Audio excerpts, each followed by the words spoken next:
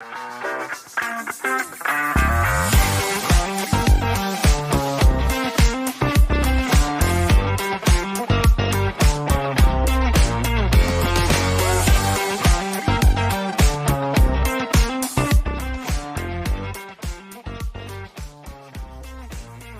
morning. Good morning, all Browns fans. Thank you for joining me today.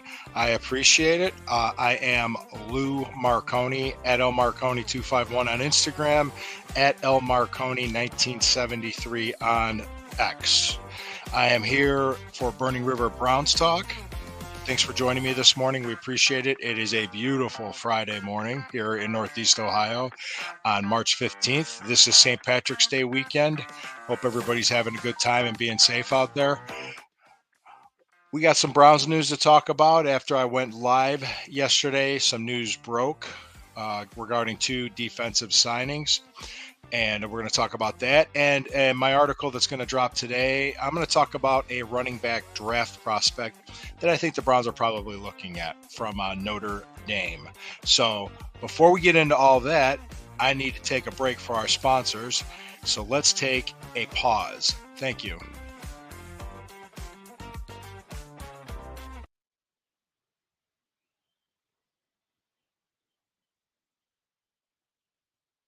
All right, we're back. Thank you very much for that. Much appreciated. So I go live yesterday, do this show talking about how I think they're going to sign a linebacker, sign a defensive tackle. As soon as I get off, the news breaks that Quentin Jefferson signs with the Cleveland Browns, which is the former New York Jets defensive tackle. Had a good year last year, a lot of quarterback pressure, as well as 6 quarterback sacks. So that is fantastic. So that was a good solid signing. Was a 1-year deal. So they brought him in. He essentially replaces Jordan Elliott. We're essentially running back the same defensive line we did last year, minus Jordan Elliott. That's it. Jordan Elliott got $5 million contract with the San Francisco 49ers. Hey, good, congratulations. We're glad you're doing well. Taki got a nice deal with the New England Patriots.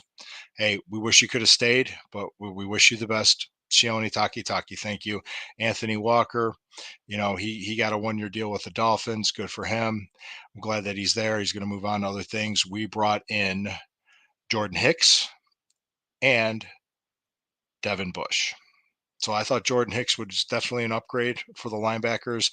Devin Bush was a former first-round pick with the Pittsburgh Steelers. Yeah, the dreaded Steelers. Had a very good rookie year. His second year, he had a knee injury 5 games into the season. Hasn't really recovered since then. Been mediocre otherwise. I mean, just to say what his numbers have shown. He played with the Seattle Seahawks last year. Didn't have that good of a year. He played in 13 games. I think he started 3. So he could be more of a depth pickup, as far as I know. I'm not sure what else they're going to be doing, but they're clearing the path for the linebacker room to be Jeremiah Owusu-Koramoah's room, JOK. So happy. They're bringing in depth, they're bringing in pieces and veterans. Jordan Hicks is a very good linebacker. I'm glad they signed him. So secondary looks great. Jordan Hicks and the linebackers look great, and the defensive line looks great. Is there going to be additions? Oh, I'm sure there is. I'm sure other moves are going to happen. There's been a Tony Brown from the special teams ace. Mike Ford left, so we replaced him with Tony Brown.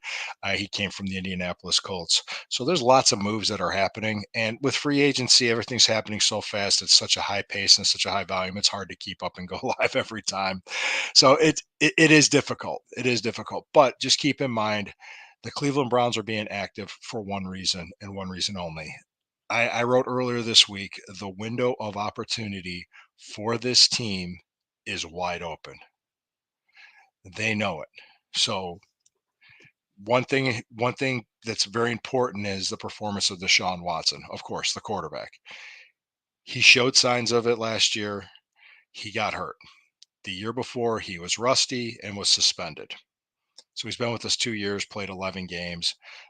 Just before he got hurt, he was showing signs of getting there. he had a couple good games. He had a couple bad games. The Indianapolis game I don't even count because he shouldn't have been out there trying to throw the ball. The Pittsburgh game in Pittsburgh was a bad game for him, absolutely. And it seemed like he was rattled. The team was rattled. That happens. So otherwise, he had a decent game against the Bengals, but that was a bad weather game. Joe Burrow looked awful in that game, and he had the calf injury throughout training camp. Joe Burrow, I should say, and he couldn't get any rhythm on offense. The defense just completely smothered that Cincinnati offense. They just destroyed the team that day. But keep in mind, the quarterback is going to be important and imperative. So they're putting in pieces around him. The very first shoe to drop before the free agency began was the Cleveland Browns trading for, I should say, wide receiver Jerry Judy. And people, Denver didn't like him because he underperformed in Denver. But I think Denver is rebuilding right now, and I think they got Sean Payton in there to completely clean it up, and he's tearing it down to build it back up completely. And he even released a quarterback they're going to pay $40 million to the next 2 years to not play for him and take that cap hit. So they're under the understanding they're going to be rebuilding the next couple of years. So hey, Denver fans, we went through the same thing. So it happens. But one last thing I'm going to talk to you about. I'm going to be doing pieces and articles about potential draft prospects for the Browns as we build up to the draft. I'm not going to do it every day, but I like to mix it in and talk about certain prospects. There's one that I thought was interesting. We do have a need at running back still, and I thought this running back from Notre Dame, Audric Estime, he impressed me when I've seen him play on television. I remember him playing against Ohio State, had a solid game, 14 rushes for 70 yards. He averaged 5 yards a carry. He really he's built like Nick Chubb, but I don't think he is as a good of a running back as Nick Chubb because Nick Chubb's a once in a lifetime type of running back. But he could be a guy that could be brought in and to lighten the workload for Chubb as he rehabs his knee and gets ready. He's a guy that could be brought in and developed underneath Nick Chubb to be a good starting running back in the NFL. I'm not claiming this guy's going to be the next Hall of Fame running back or anything like that. And I did notice too this season that this NFL offseason that the value of running backs themselves has increased exponentially, including like the Derrick Henry contract was a good example of that. So you're seeing running backs getting paid, and that was a concern towards the beginning of the season last year, like around the preseason training camp period. There was a conference call with running backs, if I recall, and Nick Chubb was on that conference call. So they're trying to, running backs are getting paid. So maybe there's a market for them now that there wasn't a year or two ago.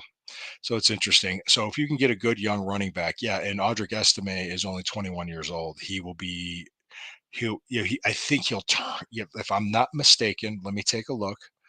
I am going to look here. He will turn 21 on September 6th. So he's young. He's young, and he could be brought along while Nick Chubb, plays out his career here. So it's a good opportunity. He's probably around a third or fourth round pick. So anyway, this is it. That's going to be it for this week. I'll be back next Monday morning. Probably have Browns news from over the weekend. Who knows what else is going to be happening?